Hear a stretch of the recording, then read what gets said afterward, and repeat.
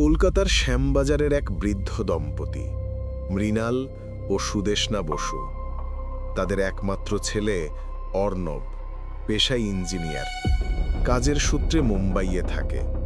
প্রতি মাসে বাবা মায়ের জন্য টাকা পাঠায়, ফোনেও কথা বলে।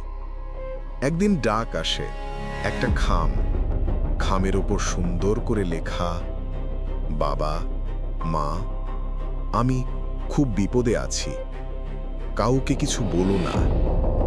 নিচে সই, অর্ণব বসু। বৃদ্ধ দম্পতি ভয় পেয়ে যায়। পুলিশে না গিয়ে তারা অপেক্ষা করে ছেলের পরের ফোনের, কিন্তু ফোন আসে না। 3 দিন পর তারা থানায় যায়। পুলিশ ট্রেস করে জানতে পারে অর্ণব তো গত 1 সপ্তাহ আগেই মুম্বাই থেকে শ্মশানে গেছে, একটা সড়ক দুর্ঘটনায় মারা গেছে। তাহলে এই চিঠি? পোস্টমার্ক অনুযায়ী দুর্ঘটনার 2 দিন পরের তারিখে সেটা পাঠানো হয়েছে। তদন্ত শুরু হয়। পুলিশ ট্র্যাক করে পোস্ট অফিসের সিসিটিভি, তখনও নতুন প্রযুক্তি ছিল, খুব পরিষ্কার নয়।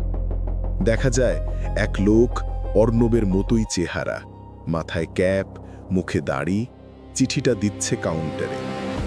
মজার ব্যাপার, চিঠিতে অর্ণবের হাতের লেখা 100% মেলে।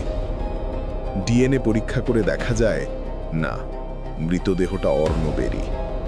তাহলে কে পাঠিয়েছিল চিঠিটা?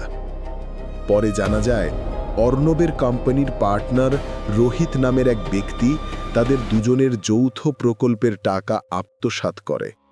অর্ণব সেটা ধরেছিল।